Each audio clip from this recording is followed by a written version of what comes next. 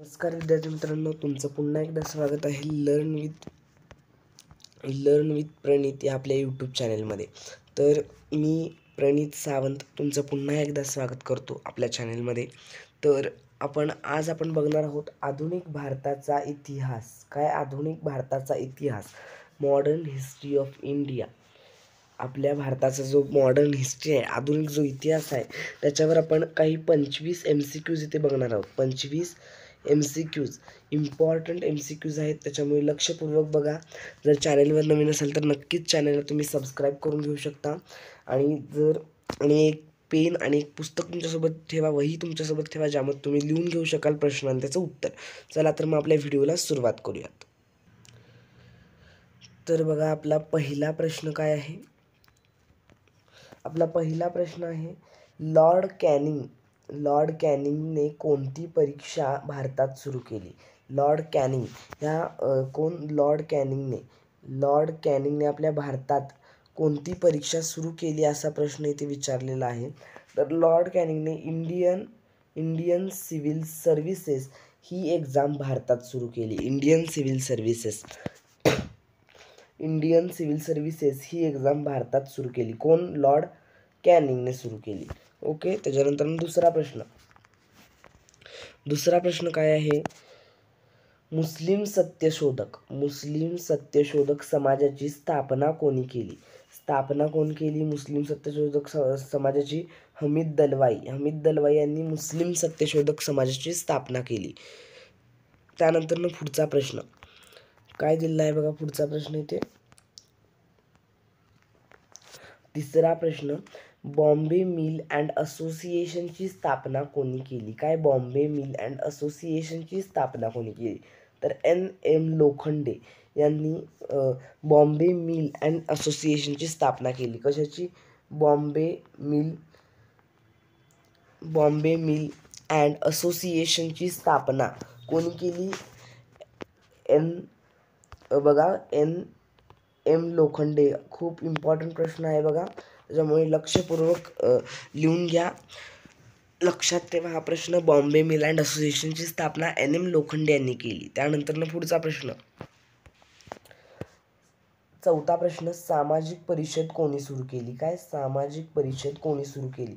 न्यायमूर्ती रानडेंनी ही सामाजिक परिषद सुरू केली. कोणी? न्यायमूर्ती रानडेंनी सामाजिक परिषद सुरू केली? सामाजिक परिषद. त्यानंतर पुढचा प्रश्न, पाचवा प्रश्न, पुणे सार्वजनिक सभेची स्थापना कोणी केली? कशाची? पुणे सार्वजनिक सभेची स्थापना कोणी केली? तर पुणे सार्वजनिक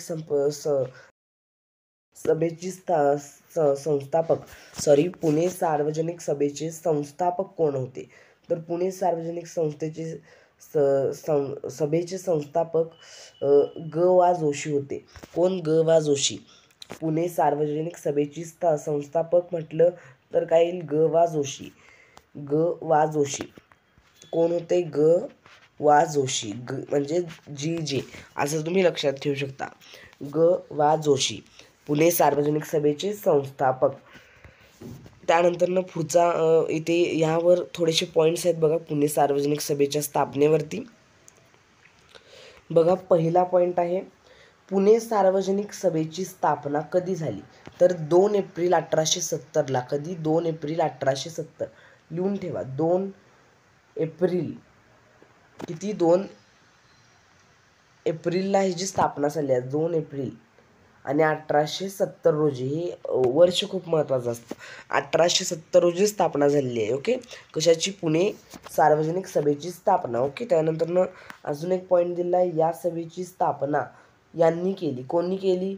MG रानडे आणि GV जोशी आणि MG रानडे यांनी या सभेची स्थापना केली. कोण?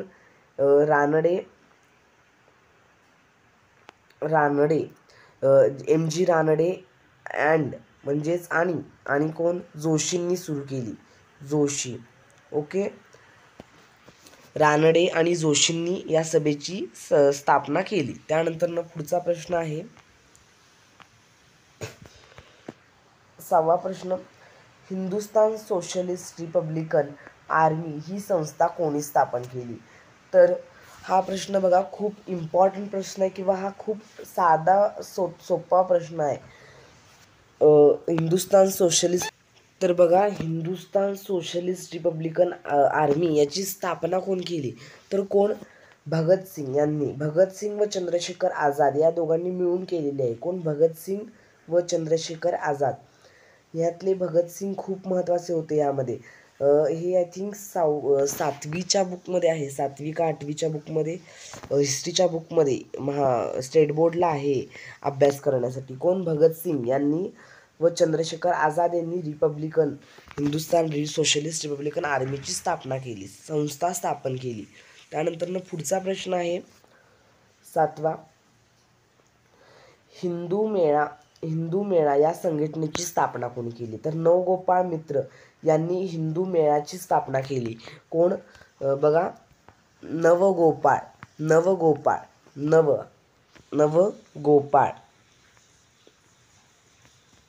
नवगोपाळ मित्र यांनी या संघटनेची स्थापना केली. कोणत्या संघटनेची? हिंदू मेळा या संघटनेची स्थापना त्यांनी केली.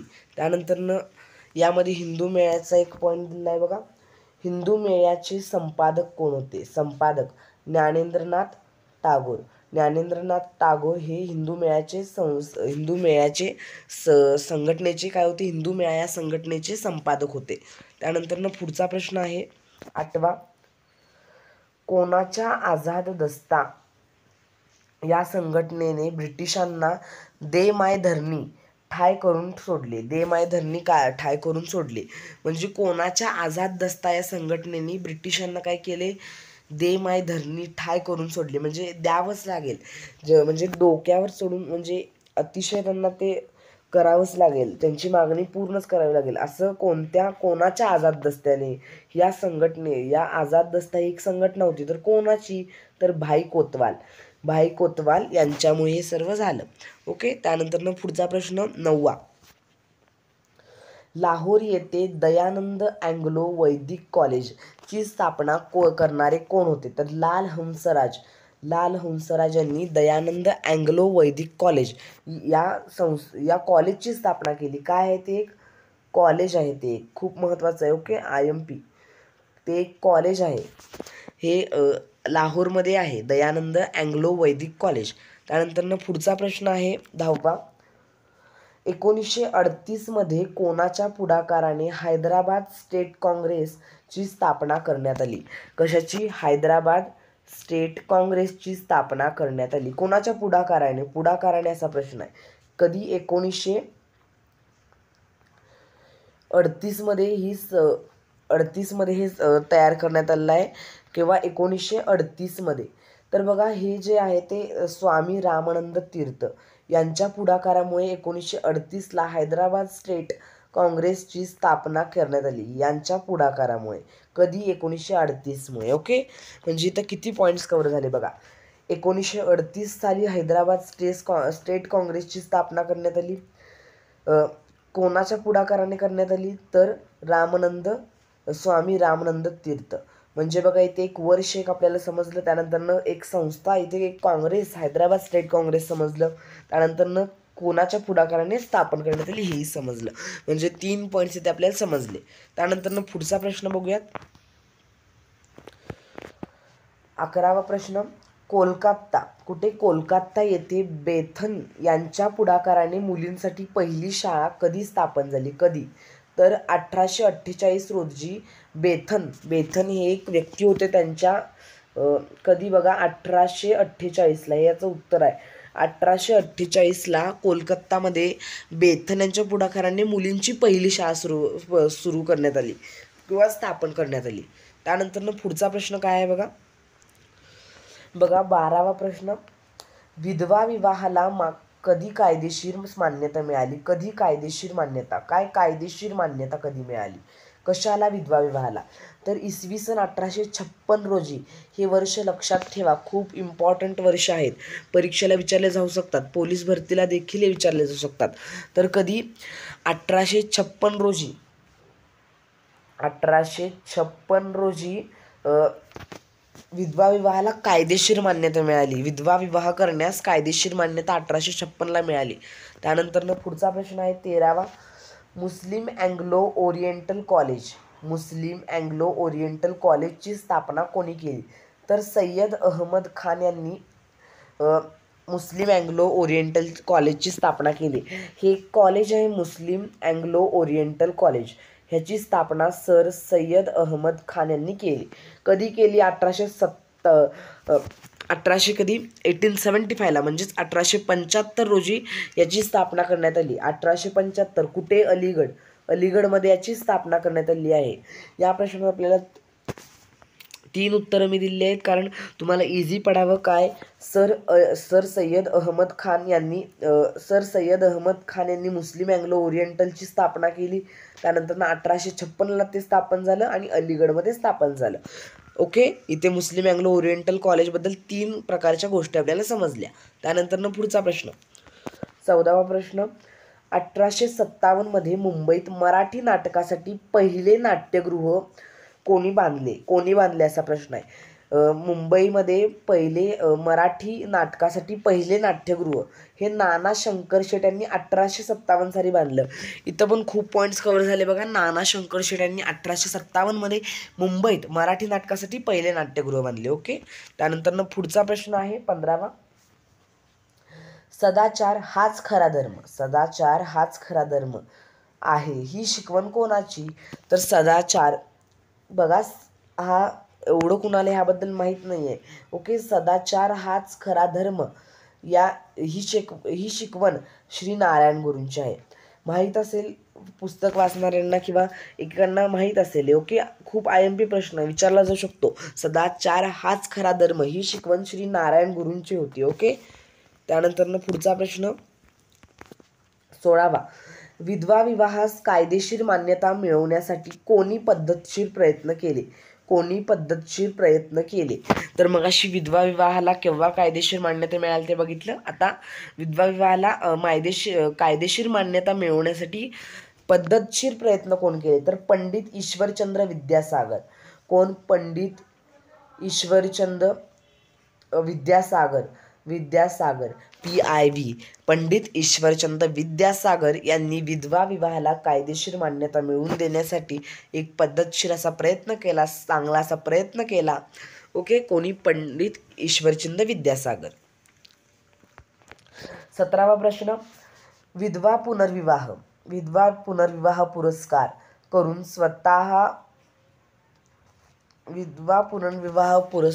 स्वतः विधवेशी विवाह करणारे कोण होते? तर विधवा पुनर्विवाह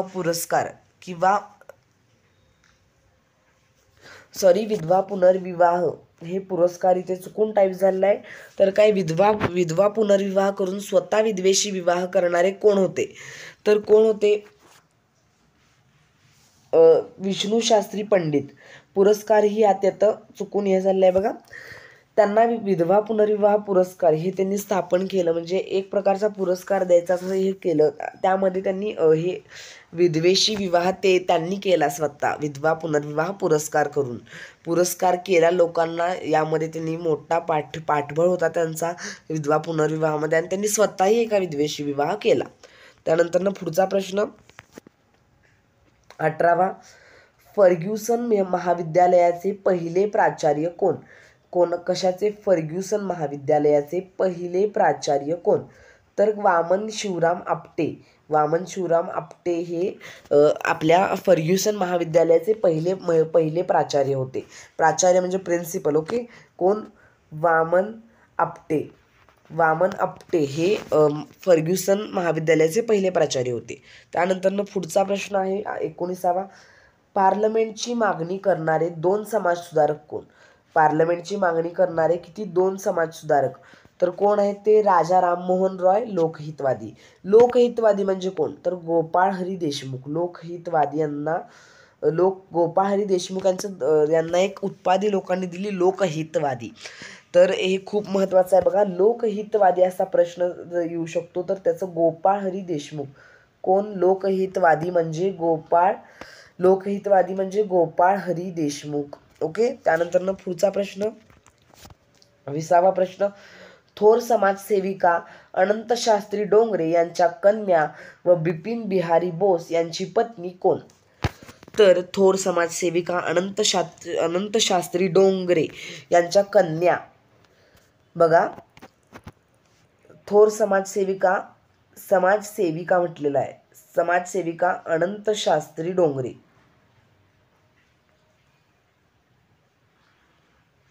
बघा अर्थ समजून घ्या.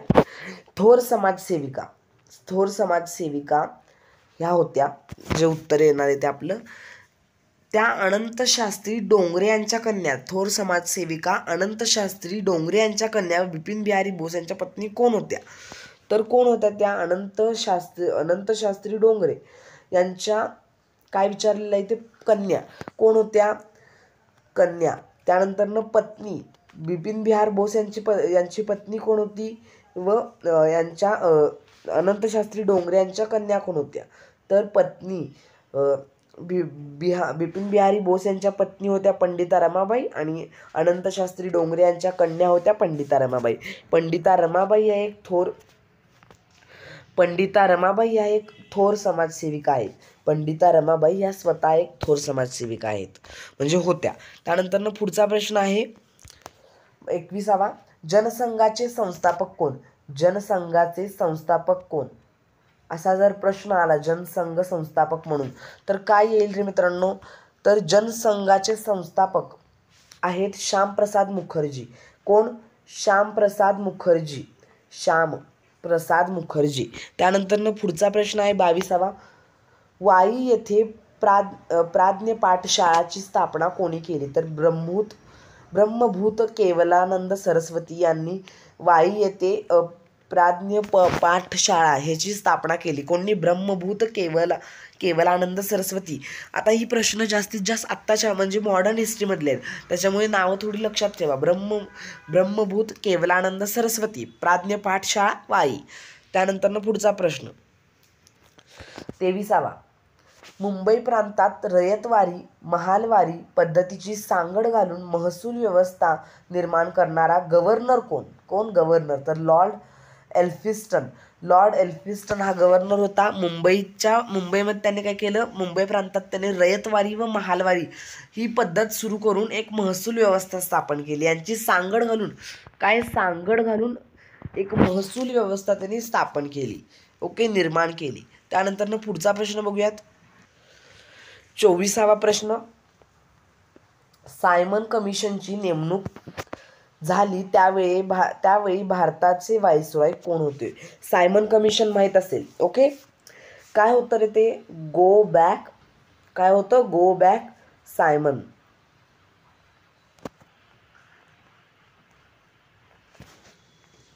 गो बॅक सायमन किंवा सायमन बॅक असा हे होता, एक उठाव केला होता. याबद्दल खूप मोर्चे झाले सायमनबद्दल. सायमन कमिशन ही एक स्थापना आहे. सायमन एका व्यक्तीचं नाव आहे, तो एक ब्रिटिश अधिकारी होता. कोण? सायमन हा एक ब्रिटिश अधिकारी होता. सायमन गो बॅक अशी एक त्यावेळेस मॉडर्न हिस्ट्रीमध्ये आधुनिक भारतात एक चळवळ होती, एक मोठीच्या मोठी. तर हे जे जेव्हा सुरू होते त्यावेळेस भारतात व्हाईसरॉय कोण होते? तर भारतात त्यावेळेचे व्हाईसरॉय लॉर्ड आयर्विन होते. कोण? बघा, लॉर्ड आयर्विन. लॉर्ड आयर्विन होते. कोण? Lord Irwin. खूप इम्पॉर्टंट प्रश्न आहे, परीक्षेला विचारला जाऊ शकतो, त्यामुळे लिहून ठेवा. लॉर्ड आयर्विन हे सायमन कमिशनची नेमणूक झाली त्यावेळेस भारताचे व्हाईसरॉय होते. त्यानंतर लोकमान्य टिळकांनी कोणते 2 उत्सव सुरू केले? तर कोणते? सार्वजनिक गणेशोत्सव, शिवजयंती. कोणते? बघा, सार्वजनिक गणेशोत्सव आणि शिवजयंती त्यांनी सुरू केली. तर बघा यामध्ये आणि 2 पॉईंट्स मी काढलेले आहेत.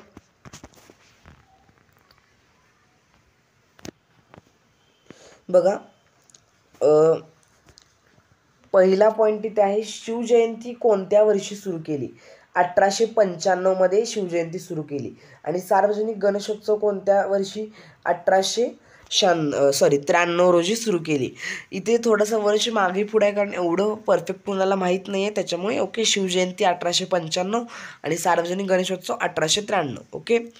त्यानंतर पुढचा प्रश्न पुढचा प्रश्न एक तुमच्यासाठी आहे की लोकमान्य टिळकांचा जन्म कधी झाला? लोकमान्य टिळकांचा जन्म कधी झाला हे मला कमेंट बॉक्समध्ये नक्की सांगा. जन्मसोबत आपल्याला बर्थ डेट हवी आहे, म्हणजे म्हणजे तारीख काय असेल ती, मंथ प्लस इयर, हे तुम्ही कमेंटमध्ये नक्की सांगा. लोकमान्य टिळक यांचा जन्म कधी झाला हा आजचा कमेंटसाठी तुमचा प्रश्न आहे.